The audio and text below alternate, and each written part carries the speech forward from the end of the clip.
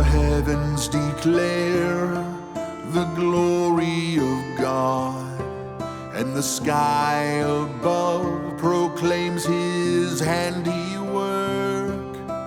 Day to day pours out speech, and night to night reveals knowledge. Let the words of my mouth and the meditation of my heart be acceptable in your sight, O Lord, my rock and my redeemer, my redeemer.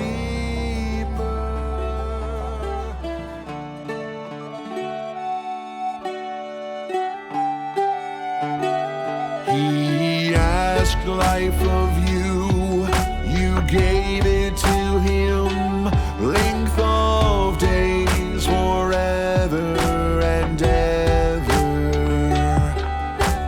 His glory is great through your salvation.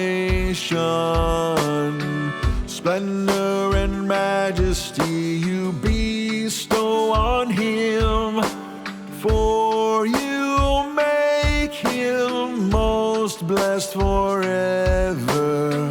You make him glad with the joy of your presence. Bow, bow, bow, bow.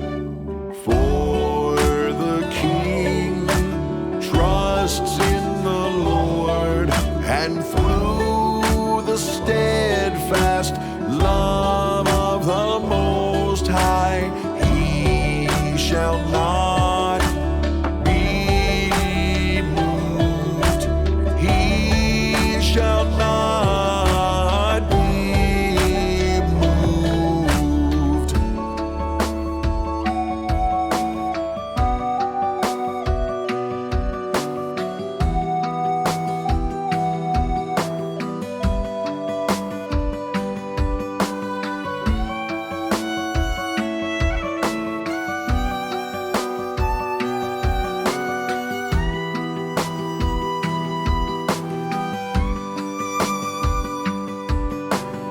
Be exalted, O Lord, in your strength we will sing and praise your power.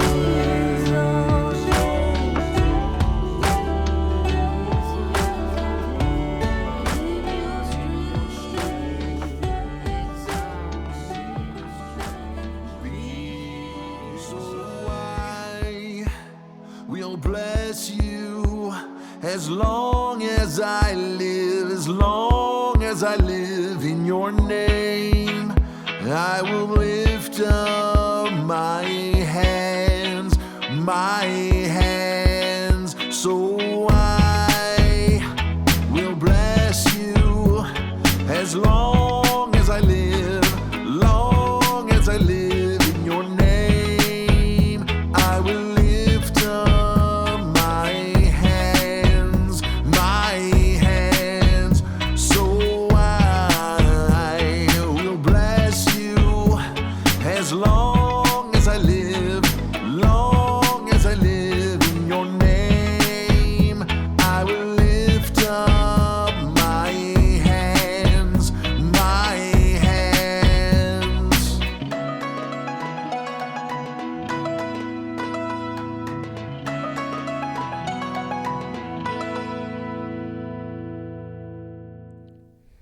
Well, hey everybody, welcome to Northwoods Live. I'm Brad. And I'm Christa. And we have such a cool show planned for you guys. This is our maiden voyage. Yes, it is.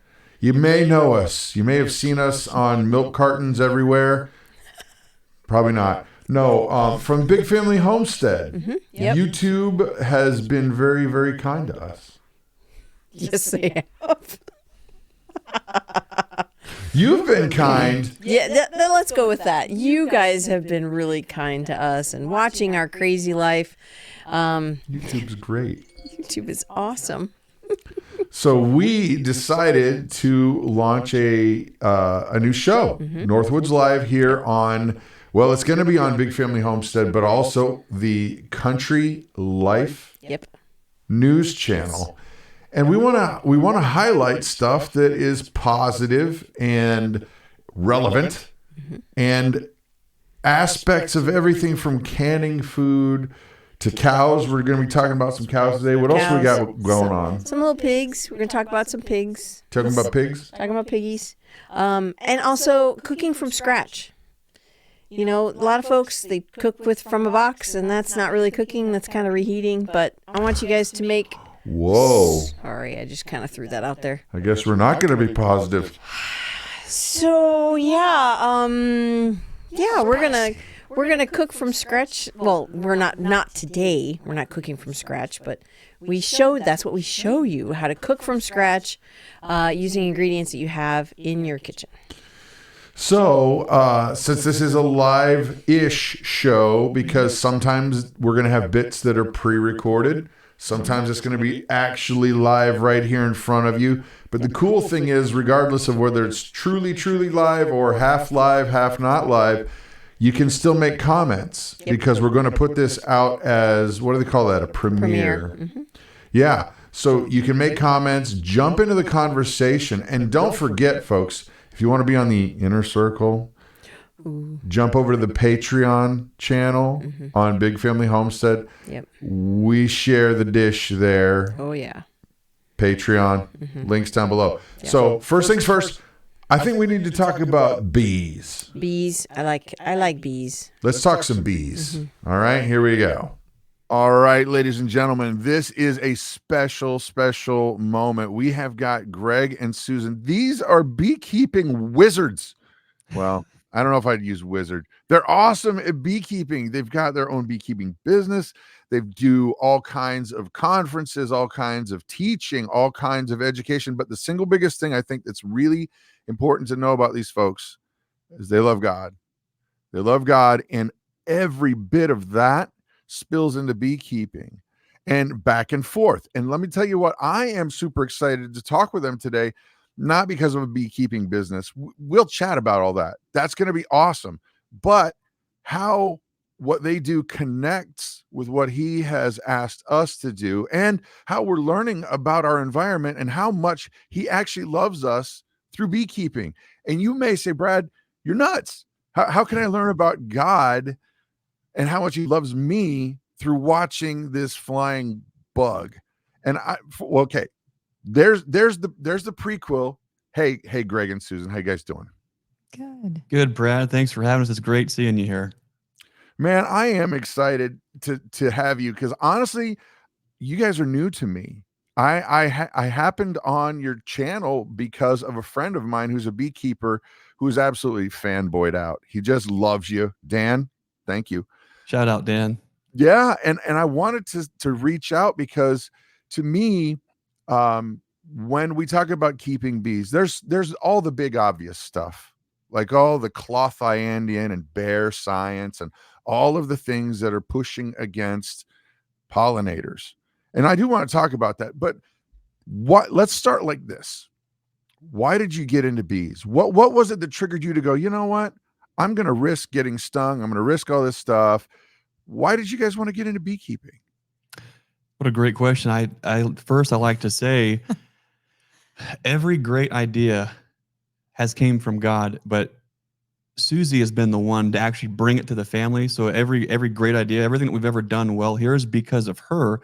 We were passing the farm one day and she said, you know what we need? And Brad, I'm sure you get this before. You're thinking, okay, what do we need? A bigger chicken mucker? Do we need a bigger shovel? Do we need dig a bigger hole somewhere? Like, what is the thing? And you're waiting for it. Bigger garden, bigger cows, bigger barn. Yeah. And I have no idea what you're talking about. You have no idea where this is going, do you?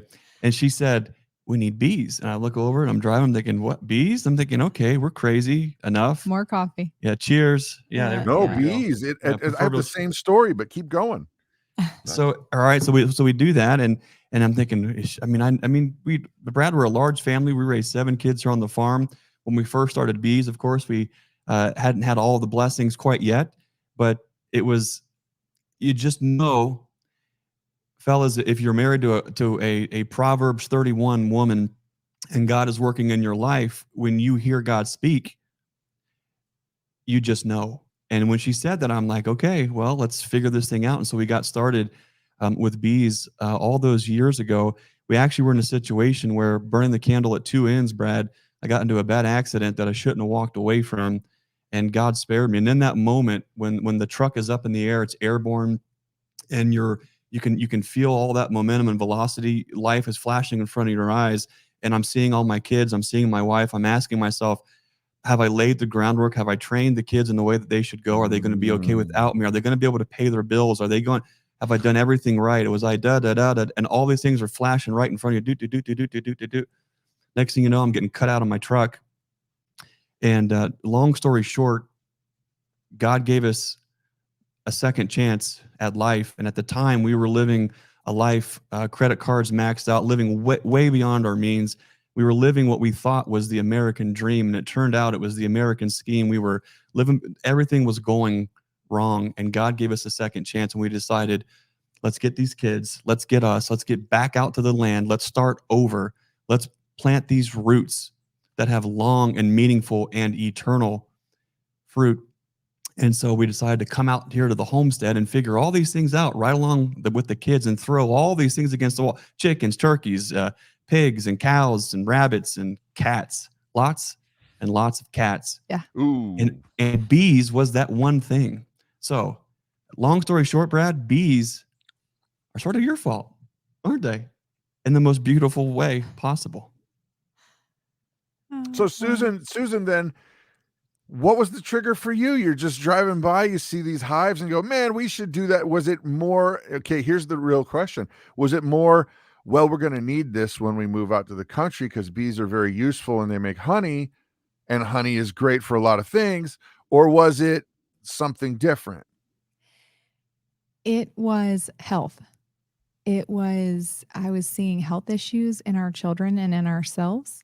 And I was searching for a healthy alternative for that need. So honey and what ended up becoming not pints, but quarts and wax, and what ended up being a 5-gallon bucket or 2 5-gallon buckets of honey was, why are we doing this? Why is $200 of a why is this 5-gallon bucket of honey costing me this? But yet bees and the experience of that, especially as a homeschool mom, would be a better choice. So it was just looking at the choices that we had and finding a solution to the problems we were seeing in our health. Wow. I have a very similar story for how we got started, but I don't want to talk about me because boy, oh boy, I want to stick to the exciting, okay, I'm sorry, I'm glitching because I love talking with beekeepers because there's a bazillion things that you could pick. But Yeah. I want to stick to, I've got my notes. So folks, don't worry. ADD Brad is going to stay on track. So question for you. If you had to pick one thing that sticks out right now, I know there's a gazillion things, but one thing that sticks out right now, what about beekeeping points you to God that says, boy, there's a connection here? Do you remember that the trip we took? We have a small YouTube channel, Brad, and one of the most humbling and rewarding things that we've done is we've traveled around the country and get to spend time, visit, and break bread with other fellow beekeepers. And the most rewarding thing is a lot of folks are living a farmstead life, or they're working on a farm or a homestead. When they're in tune with the things that's feeding them, there is such a great percentage of those folks who are also in tune with the Creator in such a beautiful way. One of the funnest things that we did was travel the country and ask that same question, but to beekeepers. What is it about those bugs in a box? Because no matter which way we want to go on and talk about it, here is a box full of bugs that will sting you and do this and do that. Who in the right mind would want to actually partake in that, let alone be able to see God through something like that? And so in asking all these beekeepers from all different kind of walks of life, what is it about those bugs in the box? One of the most beautiful things, the resounding idea is that there is something divine about this bugs in a box. There is something accepting the fact that we will never truly know what it is about all these things that have these bees doing all this beautiful, majestic, orchestrated work inside of a colony. But we can see that God was the author and God was the designer.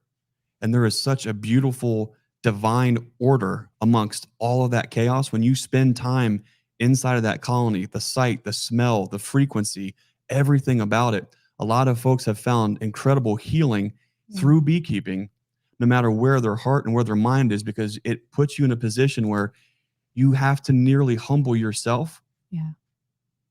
You start working the bees, God speaks, God works, and there is God. God has put a beautiful healing nature within these bees as a gift for us to also better understand him. Yes, and amen. So Susan, tell me something about beekeeping that as a homeschool mom, you go, wow, that's just amazing. As a homeschool mom, I see all of the opportunities inside of a hive and even on from the outside. I see every single, just looking out into a bee yard, or what we call the learning yard here where we're located. I point my children in that direction of that hive, and you have to really slow down and observe what's happening. You have to be present. And I think that's a huge, huge thing to teach our children, to slow down and listen to God. That's awesome. The way I try to communicate with folks is that the more I understand about bees and the way they communicate and the frequencies and things like the waggle dance, how they communicate geolocation as bugs with, these tiny little brains, right? But by the way they flap their wings and how fast they do it and how they turn, all of a sudden, every other bee in the hive knows where those resources are that they were trying to point to. And in this communication that goes far beyond the kind of communication that even humans do, that points to a complexity that is so far beyond what we understand and cannot have evolved by accident. You're right. Absolutely, the divine fingerprint of God is all over these little bugs in a box, like you say. I like that. I'm gonna steal that, by the way. Bugs in a box. I actually worked with there was a motivational speaker guy back in the day named Zig Ziglar, and he was famous for being a motivational guy, super nice guy. And he basically used to say that the definition of originality is the ability to forget where you heard it. And I just forgot that I heard it from you. So bugs in a box. No, I'll give you credit. But yeah, the idea that all of this happened randomly is so beyond ridiculous when you consider the complexity and how all of this stuff just locks in, and they just do it. They're wired that way, and it has the fingerprint of God all over it for me. And everything on the homestead does, Brad. For your big family homestead, you got a lot of new things to share too. Anyone who is in tune at all with the soil, with the sun, with water, if you humble yourself and you just shake the ego and the you out of yourself, and you are just, here I am, I'm on this earth. What is my purpose? What are these things around me? If you spend enough time in that train of thought, you can see God in all the things. If bees and beekeeping necessarily, if that's not your jam, that's totally cool. Yeah. But maybe it's dairy cows, maybe it's growing tomatoes, maybe it's aquaponics, maybe it's all the things that wrap up who we are, how we got here as humans. there are so many beautiful opportunities to see God in all those things, because all those things bear fruit and bear gifts and are nurturing not only our physical body, but can nurture our spiritual walk. I mean, how many people, here's a tomato. Are you telling me that this tomato can nurture my spirit and can nurture my walk with God? Absolutely. What about this? Well, the cow just kicked my milk pail over. You're telling me God he's in all things all the time and is always on time. And that's the most beautiful thing, is because once you learn God's language, and it's so simple, he is in all things. He's the truth, the light, and the way in everything that we do. You see it in everything that you do. And once your eyes are opened up to that, that is the way to be on this earth for us, pun intended. Man, I am so excited to have gotten this opportunity to chat with you guys. And I want to continue on, but it just seems like this is part one of like 50 parts. Honestly. And I'm not just saying that. I want to chat again. But before we conclude this segment, I really want people to go and look at your website, which is nature'simagefarm.com, correct? Is that correct? You got it. But also tell me about some of these teachings you do. And I know we're already long, and I don't care because I'm having a good time talking with you. But tell me about your teachings. Tell me about some of the stuff coming up, but also Hives for Heroes. I have to know about that because I have a special heart for our vets. And, absolutely. I want to hear what you have to say about that. So the floor is yours, sir. Brad, if I could read this, if we could read this to you here, this sets the most important groundwork for all the things that we're doing. And in here, Matthew chapter 5, verse 14, ye are the light of the world. A city that is set on a hill cannot be hid. Neither do men light a candle and put it under a bushel, but on a candlestick, and give its light unto all that are in the house.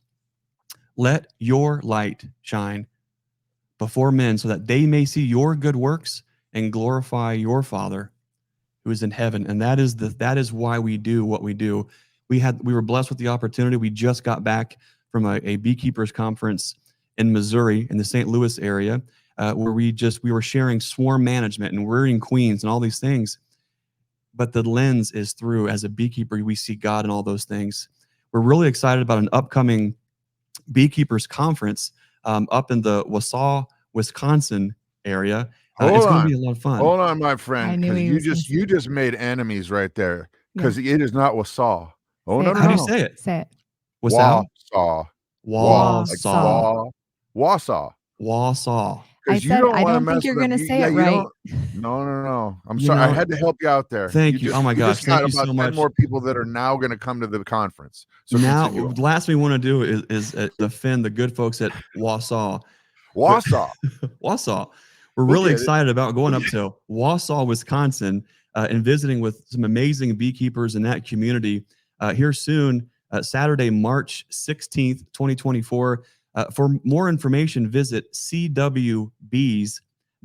But there is going to be a great group of beekeepers, and so many of them are believers and are such good people who are literally doing so much beautiful work to be the lighthouse for others. If you're a beekeeper, you'll recognize names like Ian Stepler, Randy Oliver, Cayman Reynolds. We'll be there, and we'll also be bringing our friends from the Stream Team Beekeeping Chat, Bruce, Jenny, and Brian Coper up to visit and to take some video, have a lot of fun. The most important thing is the fellowship, support each other, find ways that we can all be a lighthouse to others. So if you are in the Wisconsin area, Wausau, Wisconsin area, and you'd like to come see us, learn more about what beekeeping means to us, we would love to see you there.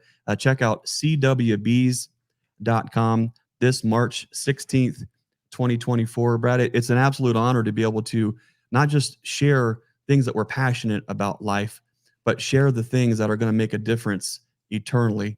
And so it's an honor for us to be able to travel around and talk to people about bees and our walk. It's a way that also, as we were trying to throw all these things against the wall in the homestead, try to see what of all these million things that most homesteaders get into, which one's the path forward. Bees for us was the one that God chose, that called us to. And we've actually built a business around that. We sell nukes, queens, supplies, equipment. The whole entire thing has all been based around taking one step of faith in front of the other, God opens the doors. We are just walking through it. And it's been such a blessing that our business continues to grow. We can do it as a family. And then right now we're in a season where there is so much work. We're lacking in getting so much YouTube content out and getting episodes out on our podcast. But if folks are interested in learning more, they can go to Nature's Image Farm, both the podcast and the YouTube channel, available in all the places. We'd love to meet you there and also continue that conversation. Hives for Heroes. I must know. So one of the things that we do here at the Learning Yard at Nature's Image, it's free for all of our bee customers, whether it's a package bees, nuke, and if you buy nothing from us, if you're a military veteran, we want to serve those that have served us. So we have here called the Learning Yard. It's every other Saturday. We have military veterans come and they learn, and we help them get off to a good start. Yes. It's a way that we can help those who are military veterans get off to not only a great start, but be there to help them be successful. One of the things that we do as a mentor with Hives for Heroes, we're part of a program where they are physically putting people together. They are putting the military veteran who wants to get into beekeeping. They help match them with a beekeeper who has experience in their area to help actually facilitate that connection to move that forward. So hivesforheroes.com if you're interested in learning more information about what they do, and then maybe see if that's a good fit for you. Man, Greg and Susan, I got to tell you, normally you just have an interview with somebody and you try to get something interesting out, but I have had such a blessing of a time with you guys, and I cannot wait to see what God does in your lives and in your hives and in your business and hopefully in our relationship in the future. So thank you so much for hanging out. Brad, it's an honor to be here and to spend just a little bit of time with you. It truly is special. As always, we want to remind folks to be the lighthouse and be the change that you want to see in this world. We'll see you guys next time. Thanks, Brad. Let me tell you what. There are so many similarities in their family's life and our family's life. Yeah. I kind of hinted a little bit about how we have a similar story getting started in bees. I didn't really share it with them, but she suggested to him that she wanted to keep bees. And it was like, whoa, this is crazy. But I came to you. Yeah, it was opposite for us. He came to me and said, hey, I think I want to keep bees. I'm like, what'd you say? Dude, you're crazy. You're crazy. You're crazy. You're crazy. Yeah. Yeah. And I honestly it popped in my head just as like you could be walking down the road and going, you know what, I think I want a Big Mac. I wouldn't say that, but you may. Right. And it was just that random. Yeah, it was totally random. I don't even know what, we were just sitting around talking at the dinner table and you're like, oh, I think I want to keep bees. I about fell out of my chair. What? Well, also too, she has never, ever, ever been a fan of stinging insects. No, I was not for quite a long time. I would have that I'd be frozen in fear, completely petrified. If there was some kind of stinging bug around me. We lived in Florida, so there was lots of stinging bugs around. But then the first time we got bees, I was very apprehensive for quite some time. And then as I stood and I just watched the bees and then looking at the honeycomb inside the hive. The precision. Oh, the majesty of God in that beehive was just fascinating. Hold on one sec, because people may be scratching their head going, what do you mean majesty of God inside a beehive? I know, you right? got to press that out a little bit, baby. Okay, so the way that the bees manage the hive, the way that every single cell in the honeycomb is perfect. And mathematically it's too. Mathematically perfect. The inside of each cell is a perfect circle. And then out, it's all, Then you got your shapes around the it. shapes around, I think they're hexagon, I believe. I'm not exactly sure. I haven't looked in a beehive in a while. They're not triangles. They're not triangles or not squares, but it is exact. It's perfect. It's absolute perfection. And they make just this glorious health aid to our bodies. You know, it's used for burns. It's used for wounds. It's Honey, used, you mean honey. Yes, that's what I mean, honey. Yeah. It's used for, you can eat it. You can sweeten bread. You can sweeten your tea. I mean, there's so many things that honey is used for. I mean, we use it to make syrups. For coughs Skin and things like burns. that. That's why it's Yeah. burns and cuts, and it's just that's the majesty of God in this another product, in this thing. About honey, though, is that it also doesn't go bad It does not. if you keep it from getting wet, if you Right. keep moisture out of it, it won't go bad. Right. If you keep it from having moisture, like if you don't add water to it or add anything to it, you keep bacteria from, don't add bacteria to it. Like don't take a spoonful of honey, lick it, and then stick it back in there. You just put You just put bacteria in bacteria in it. Use a new spoon when you get another scoop of honey, right? Of course. Go through 10. I do. But it's just that's such a it never spoils. I mean, they're in the Egyptian tombs. They have found perfectly edible honey 3,000 years later. I wonder how much that stuff costs. Oof, I'm sure a lot. I want 2,000-year-old Egyptian honey. Right. I'm just guessing at Right. that.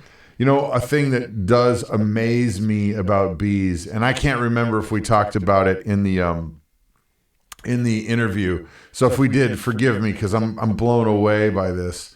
And that is it's called a waggle dance. Oh yeah. WAGGLE, waggle dance. And what happens is a bee will go out into the world and they'll find a resource, whether it's a bunch of flowers loaded with pollen or water or whatever the resource may be. They come back to the hive and they will do this little dance where they'll go around in certain patterns. They'll flap their wings at a certain frequency and twist their bodies in a certain frequency and pattern. And that dance communicates to every other bee in the hive what the resource was and its exact geolocation. Yes.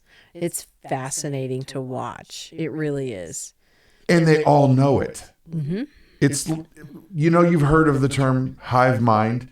That's kind of where this stuff comes from. Yeah. And I'm telling you, folks, that is one of the big things that really points to all things have been ordered perfectly by God. There was no mistake in the creation of how those bees communicate, what they communicate, how they do it, and how they all know.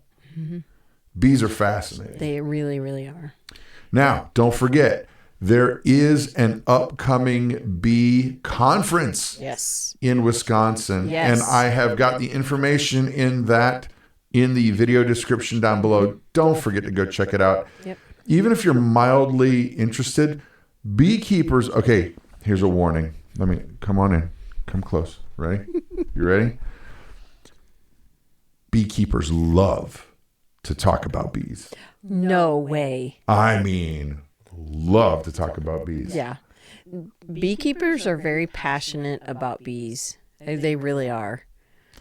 You will find 10 instant friends Oh, yeah. anywhere there's a beekeeping conference. Definitely. Oh, definitely. Even if you're mildly interested, go and check it out. Yes. Links down below. Yeah. So, moving on. Let's talk about the little piggies. The piggies. The little piggies. Oh, Cue boy. that beautiful pig news footage. Sure. It's bright out here. Really bright. It is really bright. Gorgeous. I'm loving it. But bright. So I got to squint. I apologize for the squintiness. But apparently, in the news, ladies and gents, pigs need a safe space. Pigs. I said pigs and safe space, like, puppies and crayons and such. Mm-hmm. But I think that was just a clever title to say pigs are needing to have more space for a specific reason. What is the article? Who's it from? Well, this is from farmprogress.com. And it is basically pigs need more space to keep them safe from disease. It says U.S. ship It's a program. aims to keep hogs safe from disease. Right. USDA's Swine Health Improvement Plan, that's the ship part, centers on biosecurity, disease surveillance, and testing. Wow. That's a mouthful. You're going you're really going whole hog on this. So many things in my brain are just okay. And I know for those folks who are Torah observant, they're like, well, you don't eat pigs anyway. Yes, I know.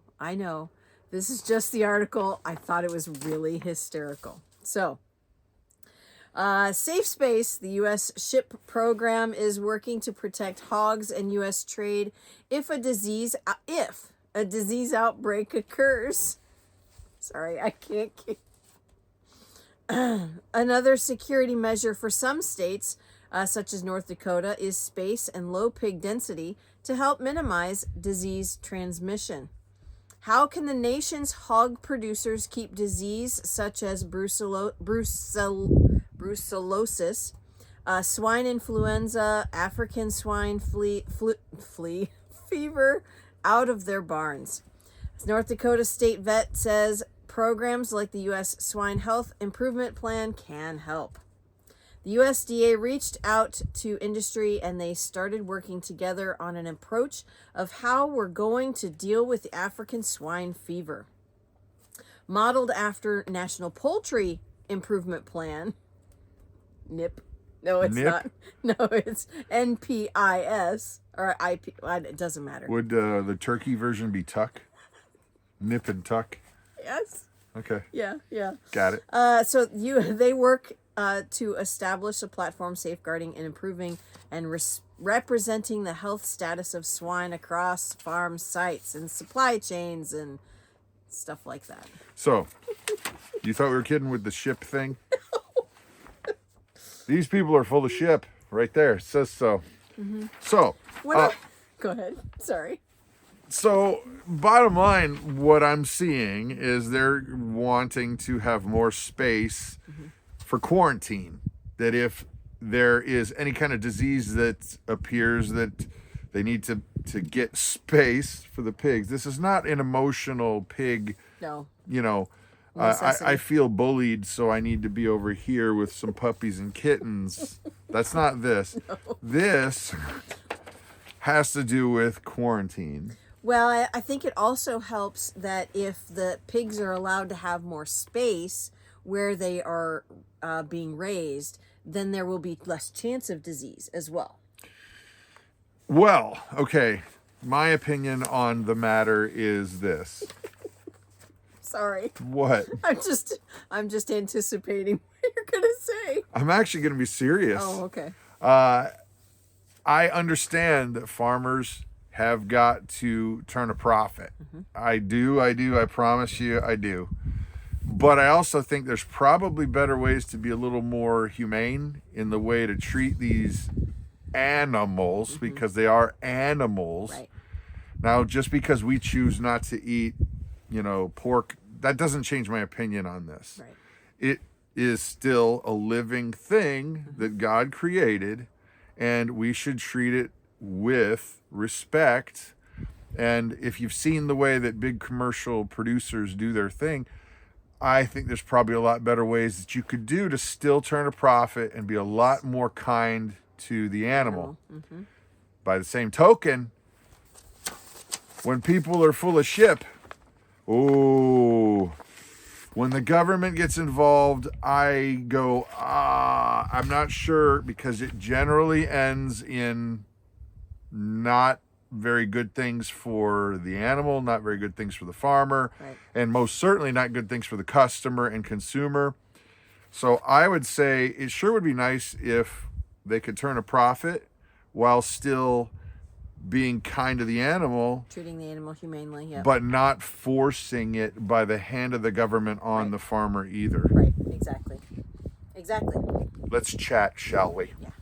Now, I don't really care what kind of industry you're talking about, whether it's pigs or cows or tomatoes or fruit, whatever. When the government gets involved in over-regulation, I'm not talking about logical, smart things like don't dump toxic waste in your water supply. I'm talking about over-regulation, or where they're kind of working together, that you scratch my back, big business, and I'll scratch yours. I don't like that. I don't think it's good for the consumer. I don't think it's good for anybody, really. And we actually had a tiny example of that happen with us in the citrus industry when we lived in Florida, and we had nothing to do with the citrus industry, nor did we have anything to do with, what was that bug?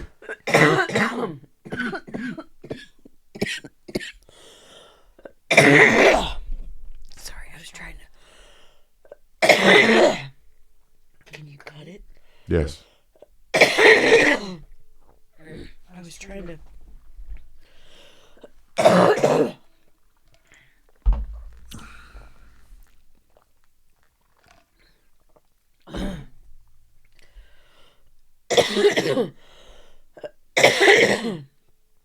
Man, that was Hard. that one was difficult. Yeah. Yeah, when you're trying to smile and not choke. Yeah. We had a little bit of an edit moment there. Sorry. We don't have the cough button that No. big productions have, where they go, No, nobody and can they're hear it. practically dying over here, but yeah. and I've been there. Yeah, no, it's Oh just- man, I've it's- been there when you're just like, I can't cough now. Yeah, I can't cough and I can't breathe, and it's just, ugh. Yeah. So, Fun. recap, Florida, citrus industry, we're not involved, but what did they do to us over a bug we didn't have? Well, it was the citrus canker. So it's some kind of fungus. Not a canker, not a bug. Not a bug. canker. It's kind of, I think it's a fungus. But we lived, 5 miles from the nearest grove, nearest commercial production grove. Yeah. And we had a dozen fruit trees. We had tangerines and grapefruits and lemons and limes and oranges. Oh my goodness gracious. We were sick, almost sick to death of oranges and We fruit. loved it. We loved it. We had fresh squeezed orange juice every day. Till we got this letter in the mail from the USDA, yes. And it stated that, yes, we're going to be coming soon to cut down all of your citrus trees. No choice. No choice. No way to fight back. No, it was not, hey, we would like to. Nope, we are coming to cut down your citrus trees. And we didn't have citrus canker. No, and we were 5 miles from the nearest commercial grove. That did not have citrus canker. Exactly. But they wanted to protect the commercial citrus groves, so they had to cut down within, a 50-mile radius? It was ridiculous. All of the citrus trees in that area. That were privately owned. Bingo. That were privately owned. They didn't cut down the groves. No, not the commercial groves. Even the privately owned groves. Even though we did not have citrus canker, nor was there citrus canker around us. Right. They said, yeah, no, for you. Right. You will buy your orange juice from the store or you will not have it. That's pretty much the case. And you know what we got in return? A $50 Walmart gift card for all of those citrus trees. Our neighbor got the same thing. She had twice as many as we did. I'll bet you they planted them. They were older folks. I imagine that they planted them. Because it was They were well piece established. of property that was theirs formerly. Yeah. They were well established trees, beautiful trees. I used to climb in them. I know. Pick down It was- those oranges. You know, that's the overreach that is, Too much. it's too much, and just need to basically say no. Well, and that's why going back to the pigs, you just wonder, there's got to be a good balance of taking care of the animal, but also not, well, hosing over the customer or farmer Right. as government and gets too buddy with different lobbyists and different groups and different people looking to protect their own. Yeah, exactly. So what is that balance in your mind, guys? What do you think is a good idea? Comments down below. Now, switching gears though, moving on to something a little more happy. No, not a little more happy. A lot more happy. A lot more happy. Christa has actually finished up something you've been working on for quite a while. I have. Basically for the last 2 years. Sorry. About last 2 years, I have been tweaking recipes and looking and just working some magic. No, not really.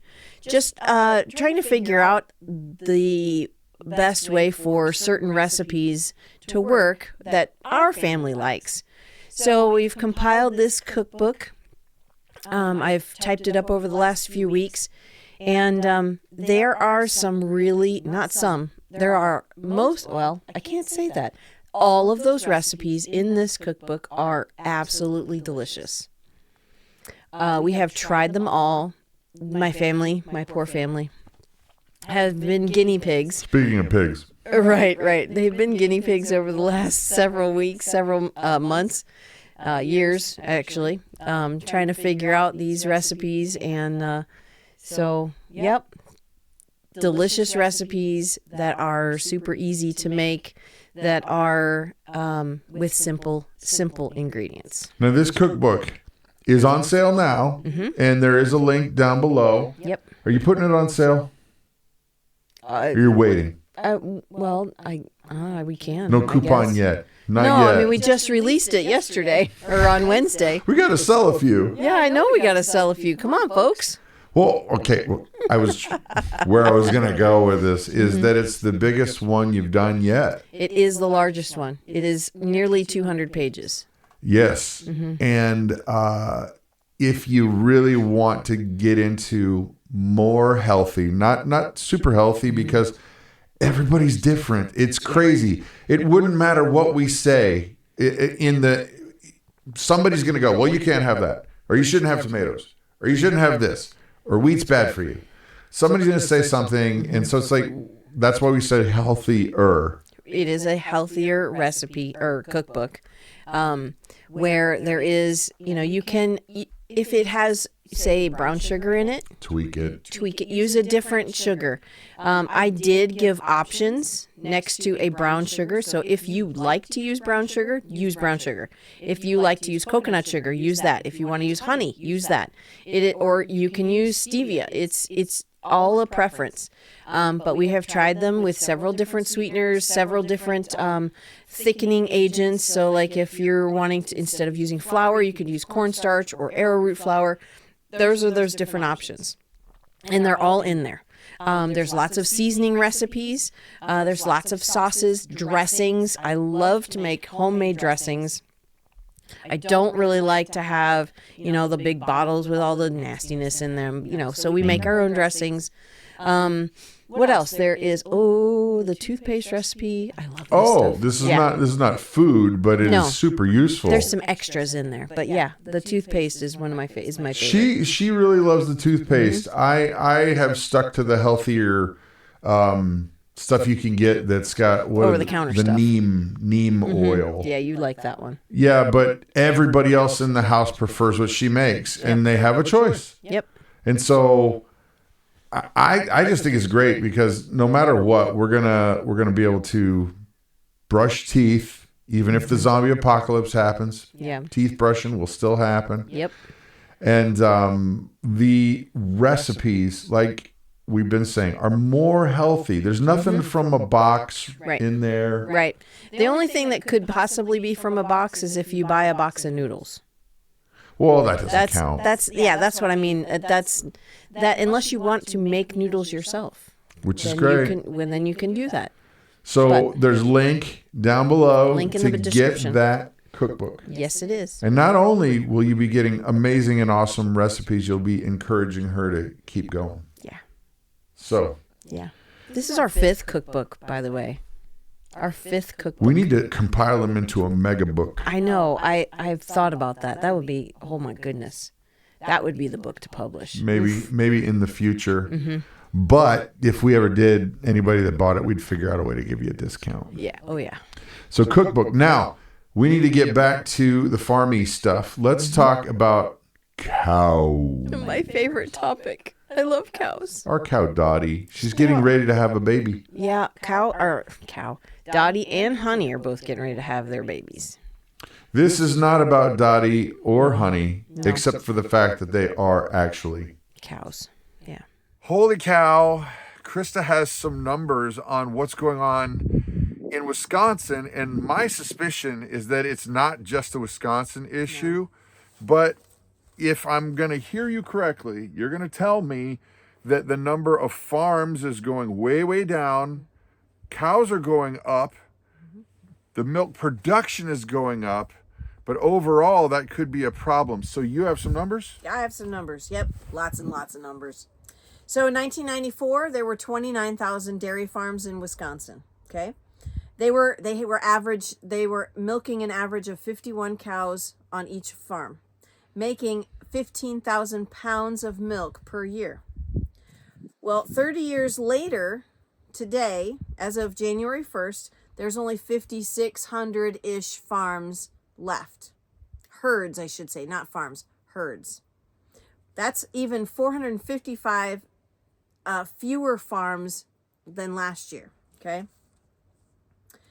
So that's a lot of milk, a lot of cows, but it's just really strange. Fewer farms, right.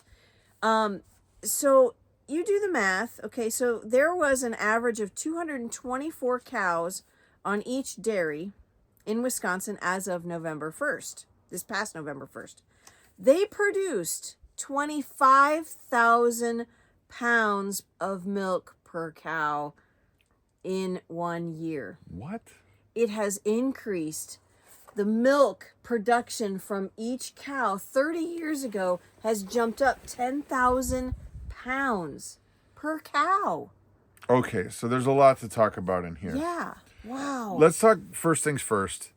The family dairy, the small dairy, the even regional sized dairy, they're getting edged out of business. I can see that. We've actually talked to several people in our area that they tell you it's getting harder and harder to stay in business unless you have thousands and thousands of animals. Yep. Yeah.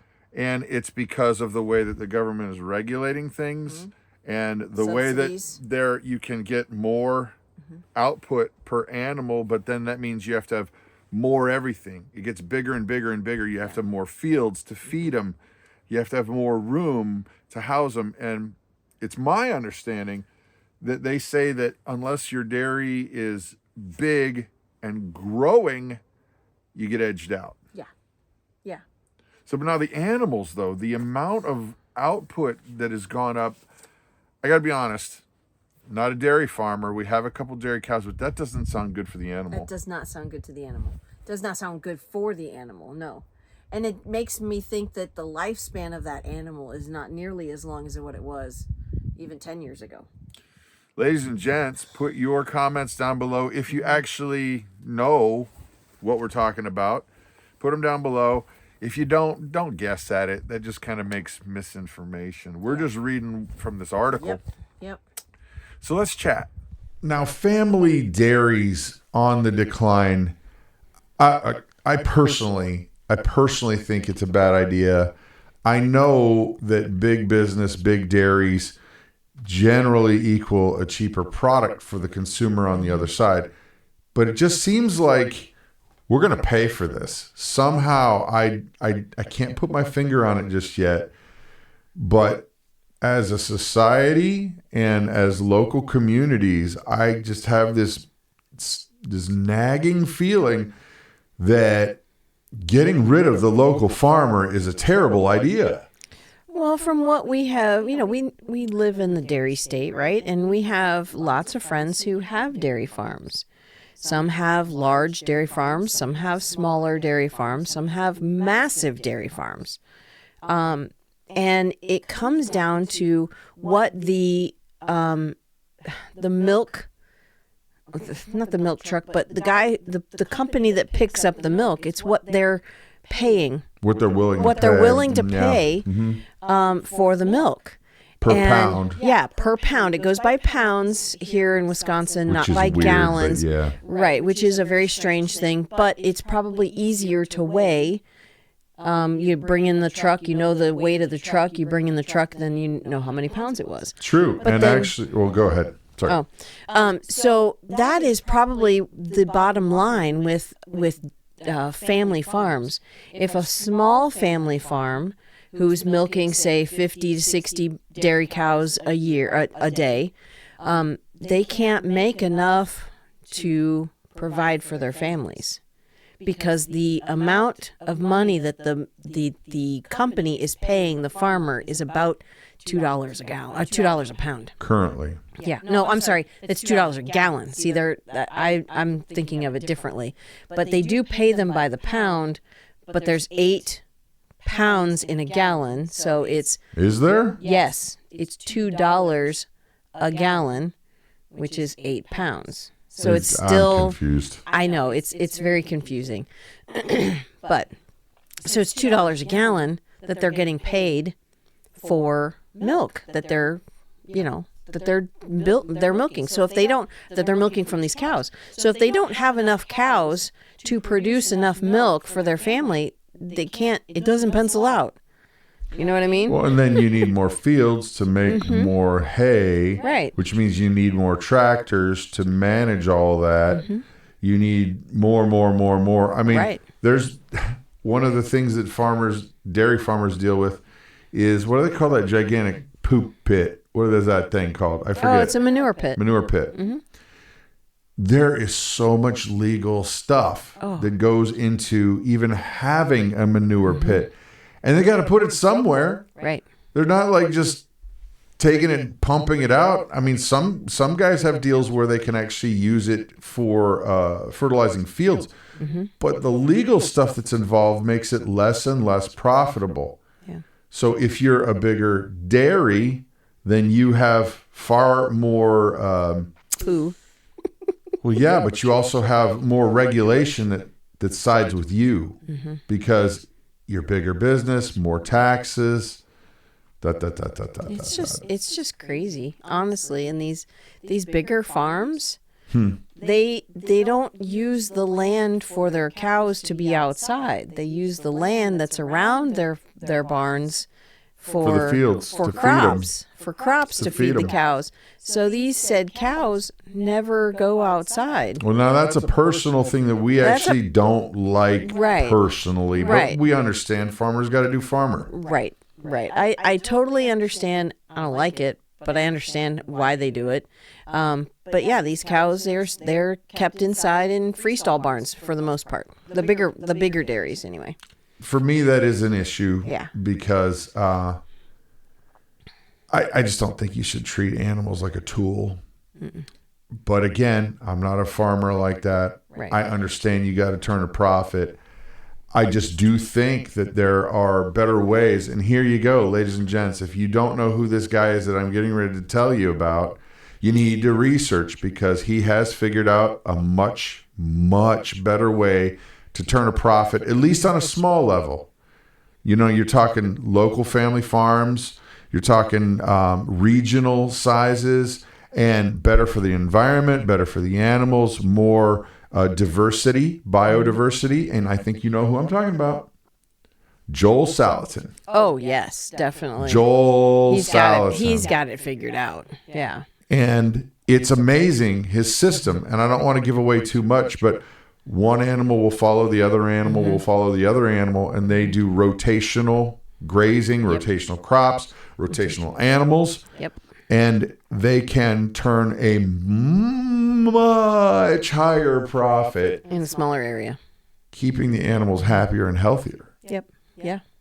But again, not a farmer. I'm not throwing stones, man. I'm not. No.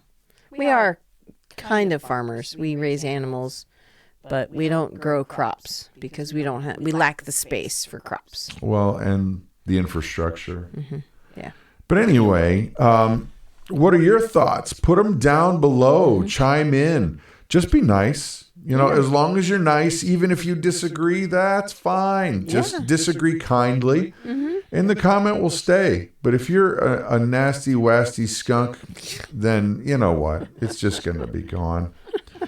So let's talk briefly about a giveaway we got coming up. This is a really awesome giveaway too. Boom, ladies and gentlemen. Refuge Medical Training. These guys make some of the very best medical kits that are out there available. Oh yeah, these are such high quality, and the products, the items inside the first aid kit are don't open it because it's like packed. Yeah, exactly. It's packed very diligently. And it's like, you don't want to mess with it. You don't want to open it unless you're going to use it. You're going to open it. You're so funny. We're giving this one away. It's like the kid, on Christmas morning, don't open those presents. Oh, no, I'm not going to do it. Exactly. It's packed in there tight. Like you were saying. Right. So these are really, really awesome. And we're going to be giving this one away. So that's why he's not also going to open it. I got to tell you what, we're going to talk about this more next week because truthfully, this is our debut broadcast and we don't know how to do the giveaway yet. No, but we've got to figure that out. And we're going to figure this out because this is a fantastic giveaway. And not to mention, it's worth some money. It's worth some coin. Let me tell you. And not to mention that, but also what it would be worth if you had to use it. Oh, it saved your life. Yeah. And there's a thing that if you actually use it to save a life, they'll replace it. That's so cool. Yes. Yes. That is so cool. Yeah. But so if you want to know more about that kit, that's the IFAC kit. Yes. The individual That's the name first of the aid company. kit. Sorry. Individual first aid kit, IFAC kit. If you want to know more about it, there's the website. We've got to refocus. The camera's doing its thing. That's not the website side. Oh. This is the website side. Oh, there you go. You can even There's a scan the screen QR code. There Do you that go. blip. Not a problem. So yeah, we're gonna figure out how to give this away. So be watching because you really, really, really want one of these. Yes, you really do. Now, ladies and gents, we love to talk about food preservation, food storage, all things goodies food. And I honestly don't know what our buddy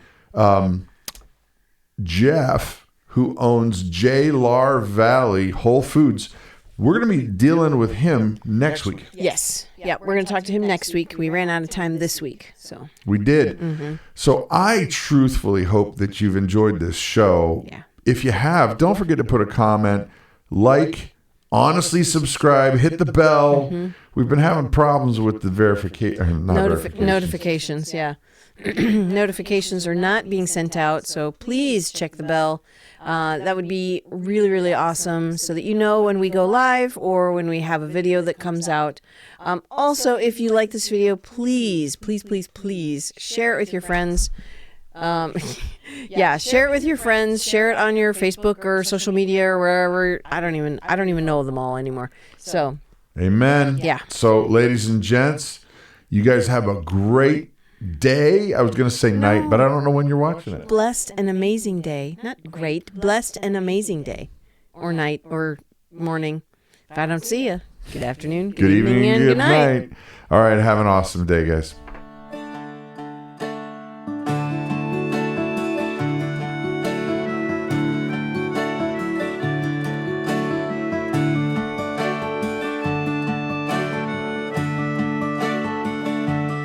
Oh Lord, in your strength the King rejoices, and in your sight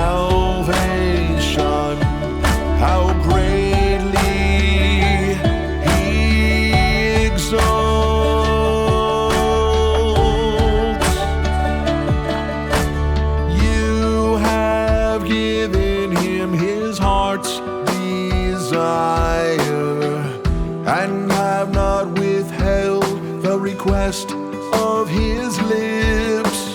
For you meet him with rich blessings. You set a crown of fine gold upon his head.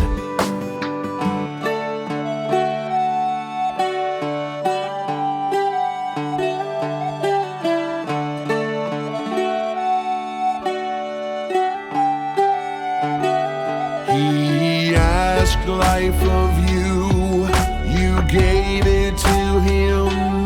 Length of days forever and ever. His glory is great through your salvation. Splendor and majesty you bestow on him. For you make him most blessed forever. You make him glad with the joy of your presence. Bow, bow, bow, bow. For the king trusts in the Lord, and through the steadfast love of the Most High, he shall not be moved. He shall not be moved.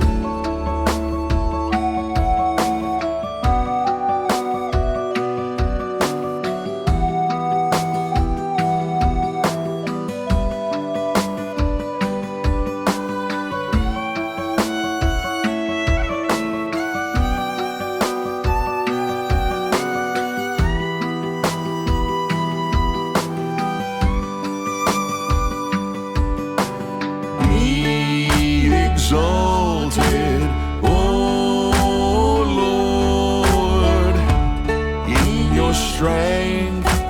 We will sing and praise your power.